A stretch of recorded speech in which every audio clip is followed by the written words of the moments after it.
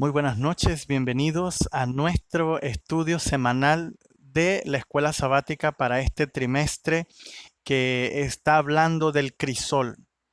Y esta semana aprendimos muchas lecciones, estamos aquí para aportar, dar un comentario que pueda ayudarte para comprender algunos detalles de los textos, de los temas que esta semana se vieron en la lección número 8. Así que para mí es un placer siempre saludarte. Quiero agradecerte por escucharnos, por compartir, por las preguntas que nos hacen. Pueden escribirnos por las redes sociales. Estamos para servirles, mis hermanos, y es un gozo para mí compartir estas lecciones que han sido de beneficio propio, beneficio personal, porque la espada de la palabra de Dios tiene dos filos, tanto para el que la escucha como para el que la predica. Y como cada semana estoy estudiando, compartiendo, yo estoy recibiendo un beneficio maravilloso. Así que quiero animarte para que puedas compartir estos videos, para que puedas seguir estudiando y aprendiendo más de esa fe que necesitamos para sostenernos como viendo al invisible. Vamos a orar. Bendito Padre Celestial, te damos gracias porque podemos todavía en tiempo de paz escudriñar tu palabra. Cada vez que abrimos tu palabra suceden cosas extraordinarias en nuestra vida.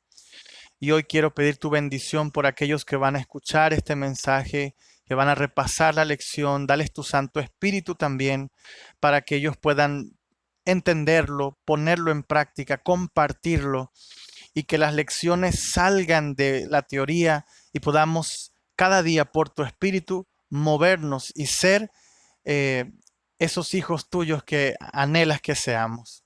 Esto lo pedimos en el nombre de Jesús. Amén y amén. Muy bien, la lección de escuela sabática para esta semana se titulaba Viendo al invisible.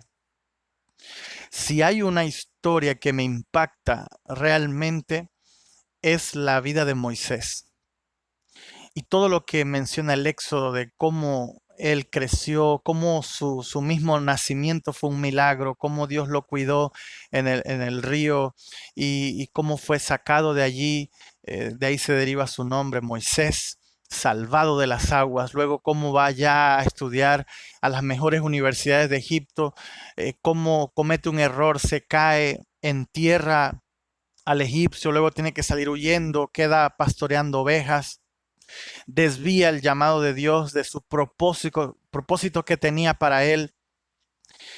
Allá en el desierto una zarza le aparece y Dios lo vuelve a llamar ya con 80 años. Y de allí aparece como un gran libertador, como un hombre manso en el desierto, soportando las inclemencias del tiempo, las inclemencias de un pueblo que se quejaba por todo. Realmente la vida, la historia de Moisés impacta mi vida. Pero cuando Pablo lo describe en el Salón de la Fama de Hebreos capítulo 11, menciona un detalle que es el centro de todo nuestro estudio. Cuando leemos Hebreos capítulo 11, versículo 27, que fue nuestro texto clave para esta semana, encontramos lo siguiente. Dice, por la fe dejó a Egipto. Por la fe dejó a Egipto. Muchas veces que el pueblo de Israel quería regresar, eh, si analizamos bien el regreso, si hubiese sido posible regresar, Moisés podía regresar a ser un príncipe de Egipto. Moisés le convenía regresar. Los israelitas eran esclavos, querían volver a ser esclavos. Sin embargo, Moisés tenía claro el propósito de Dios y dice, y no temiendo la ira del rey, porque se sostuvo como viendo al invisible. Y aquí está la clave para afrontar los crisoles de la vida. Aprender a sostener nuestra vida, a depender en nuestra existencia de alguien real que está a nuestro lado, pero que no podemos ver, pero que nos puede sostener, que tenemos la garantía. Y aquí, queridos amigos, aquí no podemos ser teóricos. Aquí no hay manera de explicar esto, sino que tú necesitas desde ahora, si no lo estás haciendo, aprender a ver a Jesús, a ver a nuestro Dios, aunque nadie más lo vea. Que puedas sentir su presencia, que puedas sostenerte en Él en los momentos difíciles, sabiendo que Él no está allá lejos en el tercer cielo, sino que su presencia está aquí contigo justamente ahora. Él te sostiene de tu mano derecha. Y esa es la clave para vencer cualquier crisol, cualquier desafío de la vida. La lección de esta semana nos llevaba a muchos textos que nos ayudan a entender un poco a Dios. Y ese entendimiento de Dios nos va a ayudar a sostenernos en el invisible, porque no es fácil, no es fácil en la práctica sostenerte de algo que no ves. Y muchas veces clamamos, ¿dónde está Dios? ¿Por qué si Dios es bueno me está pasando esto que me está pasando? ¿Por qué perdí a este ser amado? ¿Por qué me despidieron del trabajo? ¿Por qué recibí esta traición? ¿Por qué me difamaron? ¿Por qué me han destruido? ¿Por qué me han dejado solo? Y son preguntas que uno se hace en medio del fuego, del calor del crisol. Pero a lo largo de esta semana estudiamos algunos textos increíbles que nos pondrán en el lugar exacto donde tenemos que estar para que como Moisés podamos sostenernos como viendo lo invisible a nuestro Padre Celestial, que por ahora es invisible, pero que un día le veremos cara a cara. La fe no es ciega. No, Dios no nos invita a creer simplemente por creer, no, nos está dando evidencias todo el tiempo de que Él está cercano a nosotros. Y aún si en algún momento no lo sentimos, tenemos que por fe creer y avanzar. La razón de que la Biblia promete que Él estará con nosotros es suficiente para sostenernos en medio de los desafíos de la vida. Vamos para Romanos, que es el primer texto que tenemos que analizar en esta ocasión. La lección de escuela sabática nos llevaba a un texto que lo hemos repetido, que lo hemos analizado muchas veces, pero que necesitamos vivirlo, necesitamos aceptarlo con fe, aferrarnos a esta promesa. Miren lo que dice Romanos capítulo 8 y el versículo 28. Miren bien lo que dice allí. Sabemos además que a los que aman a Dios, todas las cosas los ayudan a bien. Esto es a los que conforme a su propósito son llamados. Aquí quiero destacar del versículo 28 dos cosas sumamente importantes para nuestro estudio. Primero, que todo ayuda bien, aunque no lo veas ahora, aunque no lo entiendas ahora, todo ayuda a bien. Un día, en la eternidad, cuando mires hacia atrás, podrás ver que todo lo que Dios permitió en tu vida fue lo mejor. Todos esos lugares sombríos donde te colocó la providencia de Dios fueron oportunidades de Dios para salvarte. Por eso a los hijos de Dios, a los que aman a Dios, yo sé que tú le amas y estás pasando esta situación difícil, puedes tener la certeza de que todo ayuda bien. El segundo aspecto del versículo 28 es la expresión propósito o plan divino. Si hay algo que debemos entender en el tema del crisol, es el propósito de Dios. El propósito de Dios que ha sido llamarnos nos colocará en ciertas situaciones muy difíciles de entender, muy difíciles de explicar o como Job que nunca entenderemos, pero que se convierten en un propósito maravilloso de vida eterna para nosotros y para nuestra fe. Pero tenemos que seguir leyendo porque Romanos 8 es crucial para entender el tema de la fe y de cómo funciona y cómo es Dios y en qué sentido ese conocimiento despierta más confianza en el que es hoy invisible. Fíjense el versículo 32, por ejemplo. El que no escatimó ni a su propio Hijo, sino que lo entregó por todos nosotros, ¿cómo no nos dará también con Él todas las cosas? Aquí la lógica que está usando Pablo, y yo sé que es el Espíritu Santo que tomó la vida de Pablo para escribir este versículo para nosotros hoy, es la gran verdad del Evangelio. El cielo, es decir, el Padre, dio lo mejor que tenía, dio a Jesucristo. Y Jesús se sometió obedientemente a esa necesidad que ocupaba el ser humano de que Él viniese a morir y se dio a sí mismo también por amor a nosotros. Dime, si Dios dio a su propio Hijo, ¿crees tú que Dios querría negarte alguna cosa que necesites? Si Dios dio lo mejor que tenía, sería como contradictorio pensar que Él no quiera darte un buen trabajo, que Él no quiera darte una linda familia, que Él no quiera darte felicidad, que Él no quiera darte las cosas que tú necesitas. Entonces, el punto aquí del versículo 32 es entender que el cielo ya lo dio todo por nosotros. Así que no debemos dudar de que Dios quiere darnos lo mejor que Él ve conveniente para nuestra vida. Vamos a saltar al versículo 35. Dice, ¿quién nos separará del amor de Cristo?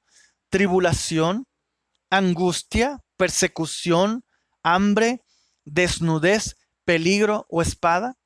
Este listado de cosas muy interesantes, tristemente, están separando a muchos del amor de Dios. ¿Por qué? Porque generalmente cuando pasamos hambre, cuando pasamos desnudez, lo primero que nos preguntamos es ¿dónde está Dios? Pero fíjate que el versículo dice que el amor de Cristo no se va de nosotros en medio de la tribulación. Él permanece allí con nosotros.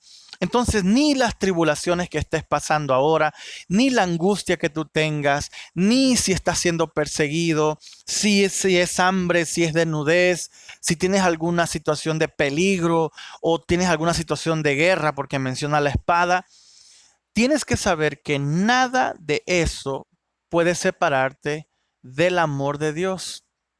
Cuando una persona se separa de Dios, es porque no ha entendido su amor. Cuando una persona, un cristiano, debe tomar tiempo para conocer a Dios, y esa es la vida eterna, dice, que te conozcan a ti. ¿Y qué es lo que tenemos que conocer de Dios? ¿Qué es amor?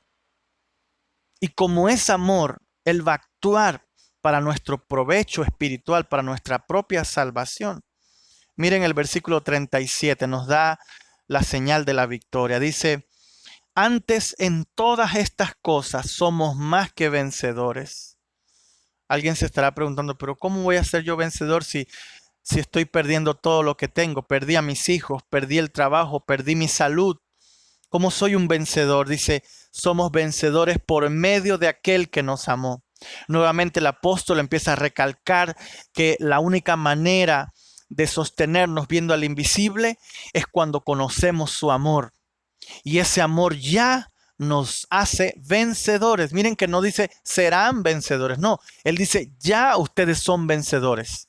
Por el simple hecho de confiar en mí, de creer en mí, ustedes ya vencieron porque conocen mi amor. Así que la clave de mantenerse Moisés como viendo al invisible sostenido por ese amor era conocer a Jesús, conocer el verdadero amor que le daría fuerza. Y por último, los versículos 38 son un poema. Me encantaría hacer un canto que contenga estas palabras. Dice, por lo cual estoy seguro de que ni la muerte, ni la vida, ni ángeles, ni principados, ni potestades, ni lo presente que estás viviendo, ni lo porvenir, ni lo alto, ni lo profundo, ni ninguna otra cosa creada nos podrá separar del amor de Dios que es en Cristo Jesús, Señor nuestro. Déjame decirte algo. El que está escribiendo eso es un hombre que estaba pasando situaciones terribles por la causa de Cristo. Por causa de Cristo lo habían golpeado, habían naufragado, lo habían arrastrado, estaba en peligro de morir a cada instante. Con todo, y sus cárceles y sus persecuciones, él pudo decir, nada de estas cosas, ni lo presente ni lo que viene, me van a separar de aquel que yo conozco? ¿Ves la diferencia? Conocer a Dios, conocer su amor. Entonces Él te acompañará a la guerra, a la desnudez y al hambre, a la angustia y a la muerte, cuando tienes que enterrar a ese hijo, cuando tienes que enterrar a ese cónyuge, cuando tienes que enterrar a esa madre, cuando tienes que salir a buscar el pan de cada día porque perdiste el trabajo, cuando estás en una cama postrado, el médico te dijo que ya tienes pocos días de vida. Allí tú puedes conocer y sentir el amor de Dios, un amor que nunca te dejará y un día te devolverá con creces si confías en Él todo lo que el pecado te ha hecho perder, todo lo que el pecado y su consecuencia ha hecho contigo.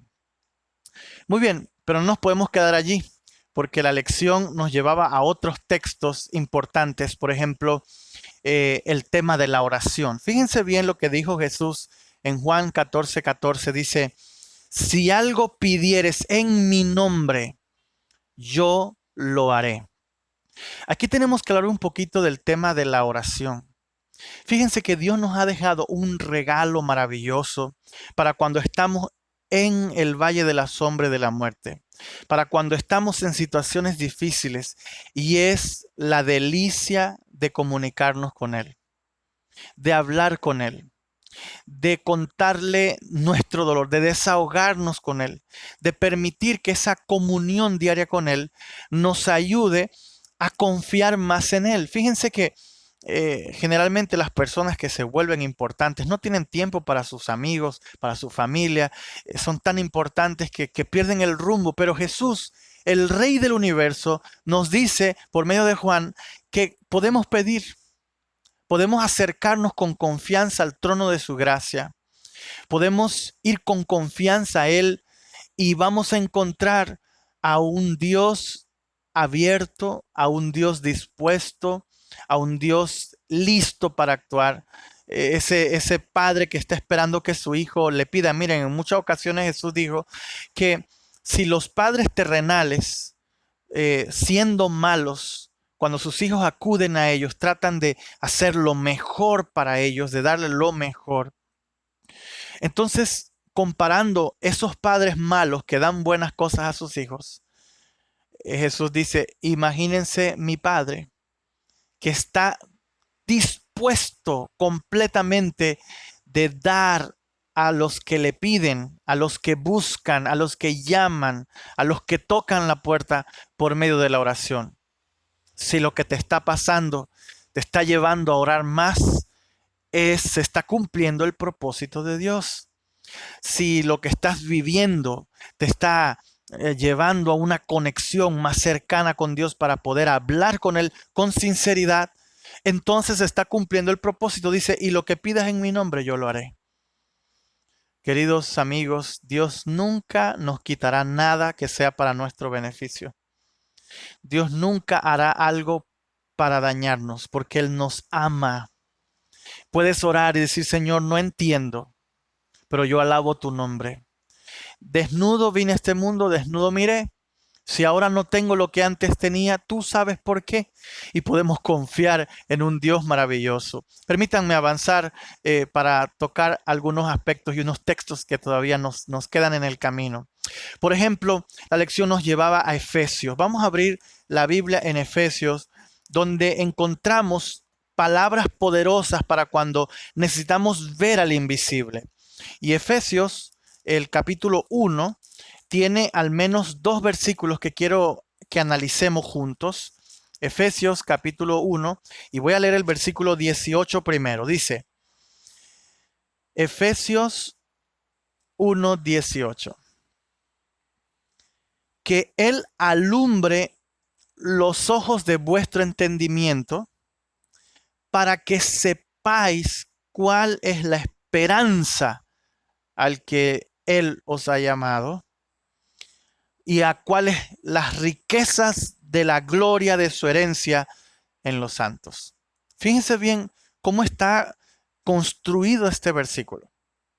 La construcción de este versículo comienza con un deseo de orar y pedirle a Dios que nos alumbre. en medio de la oscuridad, el Señor pueda alumbrar nuestro entendimiento para comprender por qué estamos por allí.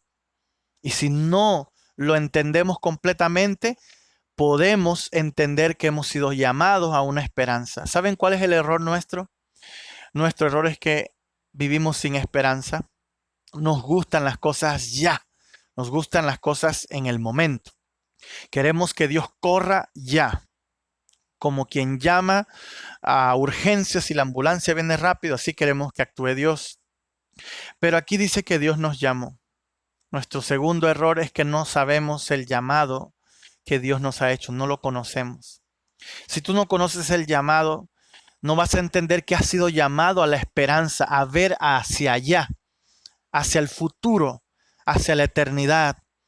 No importa si te estás cayendo a pedazos en este momento, no importa si tu negocio está en el fracaso, si estás endeudado y no sabes qué hacer. Tú puedes mirar al llamado que tienes hacia adelante, en el futuro. Miren lo que dice el versículo. Tenemos riqueza en la herencia de los santos, en su gloria. Todo apunta al futuro, lo que sostuvo a Moisés en el desierto, lo que sostuvo a Moisés esos 40 años allá cuidando ovejas ajenas, eso que sostuvo a Moisés allá en sus días finales fue la esperanza, aun cuando se equivocó, cuando cayó, allí se llenó de esperanza, viendo el futuro de cómo triunfaría y entraría a una Canaán celestial. A veces nos falta es creer esa esperanza que tenemos como hijos de Dios. Y el versículo 19 agrega, y cuál la extraordinaria grandeza de su poder para con nosotros, los que creemos según la acción de su fuerza poderosa. Esa acción de su fuerza poderosa es el Espíritu Santo. El Espíritu Santo nos va a dar poder para enfrentar los gigantes de la vida, para enfrentar las pérdidas de la vida, para enfrentar las caídas y los fracasos. Es el Espíritu Santo que resucitó a Jesucristo de los muertos. Es el mismo que puede resucitar nuestro cuerpo muerto y darnos vida juntamente con Él, confiando plenamente en Él. Por último, la lección nos llevaba a algunos textos en el Salmo 55, un salmo precioso que nos invita a ir a Jehová, a colocar nuestra ansiedad sobre Él, a permitir que Él nos sostenga, porque Él tiene cuidado de nosotros. Dice el Salmo que el justo que se ha caído, el Señor lo levantará. Que el suelo no es el fin de los justos, no es el lugar de los justos. Esa situación que estás enfrentando ahora es momentánea, porque el Señor dice que Él levanta a los justos. Puede ser que en este momento estés en un lugar, en una profundidad, pero puedes echar sobre Él tu carga. Y vuelvo a decirles, esto no puede ser un asunto teórico. No es nada más leer Salmo 55 y decir, oye, qué bonito, yo puedo echar mis cargas. No es suficiente. Yo estaba conversando con una psicóloga y ella me comentaba que tristemente la mayoría de los casos más terribles de psicosis y de problemas mentales los tienen los cristianos. Una gran cantidad de gente que está sufriendo son cristianos y ella se preguntaba, ¿pero por qué? Y es que hay un cristianismo de teoría donde sabemos que Dios está, donde sabemos que Dios carga al que se acerca a Él, pero no, en la práctica no está sucediendo. En la práctica no estamos realmente desbordando nuestro dolor en Dios. Desbordamos nuestro dolor en otras cosas, pero no es Dios una realidad en nuestra vida. Nos gusta creer en las cosas que vemos, pero para que esto funcione, para que el Salmo 55 funcione en nuestra vida, tú tienes que aprender a ver a Dios tan real como si fuese con tus propios ojos. Eso se hace a través de la fe. Y eso nos lleva a Isaías 40:27, donde los israelitas se preguntan, ¿dónde está Dios? Y yo creo que muchas veces nosotros nos hemos preguntado, ¿dónde está Dios? ¿Dónde está Dios cuando las cosas van mal en mi vida? ¿Dónde está Dios? Yo no sé si tú has leído Apocalipsis, pero en Apocalipsis menciona que la generación que viva antes de que Cristo venga a la tierra tienen dos características. Dice, tienen la paciencia de los santos, guardan los mandamientos y tienen la fe de Jesús. ¿Has oído tú hablar de la fe de Jesús? La fe de Jesús se desarrolló en el proceso de su pasión, de su muerte. Permíteme explicar esto los últimos minutos. Tú sabes que el Padre y el Hijo nunca se habían separado. La cruz fue un evento histórico en la eternidad porque Jesús estaba cargando el pecado de toda la humanidad y el Padre por primera vez quitó su rostro del Hijo porque el Hijo se hizo pecado por nosotros, porque Él estaba cargando. Y es allí donde Jesús, tú has leído los evangelios cuando Jesús exclama, Dios mío, ¿por qué me has desamparado? ¿Por qué Jesús decía eso? ¿Sabes? Jesús nunca había dicho eso. Jesús tenía una comunión con el Padre diaria. El Espíritu de Profecía dice que diariamente el Señor le mostraba la agenda a Jesús, o sea que era una comunión 24 horas con su Padre. Eso fue lo que lo sostuvo, pero llegó un momento en que Jesús no sintió a su Padre. Pero no lo sintió porque Él estaba cargando el pecado, Él se estaba haciendo maldición por nosotros y el Padre quitó su rostro. En la eternidad por primera vez se separaron. Pero saben, esas no fueron las últimas palabras de Jesús. En ese momento Jesús desarrolló lo que se conoce como la fe de Jesús. ¿Qué es la fe de Jesús? Las últimas palabras de Jesús son, en tus manos, Padre, encomiendo mi espíritu.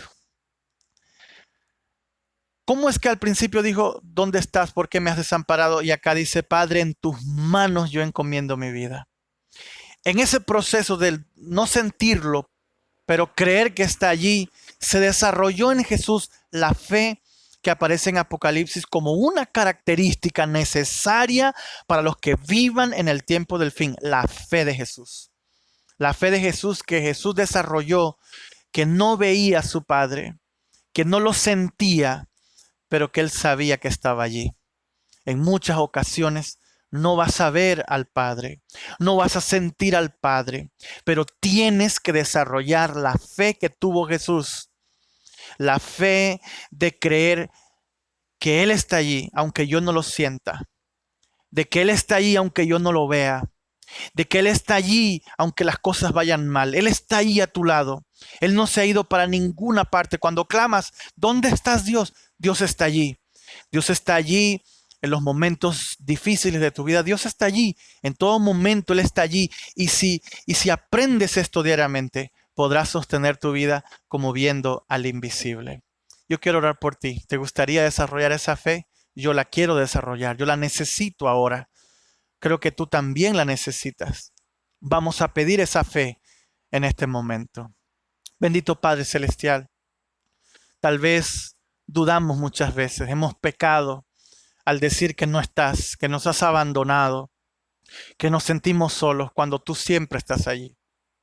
Hoy queremos pedirte esa fe, la fe de Jesús, esa fe que lo sostuvo hasta el final, esa fe que lo resucitó de los muertos, esa fe que sostuvo a Moisés y a todos los grandes hombres de la Biblia que cayeron, que se equivocaron, que tomaron malas decisiones, que sufrieron persecuciones, maldad de este mundo. Señor, todos ellos se sostuvieron viendo al invisible. Oh Señor, nosotros también necesitamos esa fe y la pedimos en esta hora. Ayúdanos a creer que estás en medio del dolor y nuestras lágrimas, que estás en medio de la separación, que estás en medio de la rebeldía de un hijo, que estás en medio del sepulcro cuando dejamos a aquellos que amamos. Tú estás allí. Estás cruzando con nosotros la tormenta. Estás en la barca. Puede ser que estés durmiendo, pero tú estás allí, puedes dar calma y en su momento actuarás para nuestro provecho. Señor, gracias por esta lección y permite que pueda llegar a los corazones que lo necesitan. En el nombre de Jesús, amén y amén. Que Dios te bendiga, nos vemos la próxima semana.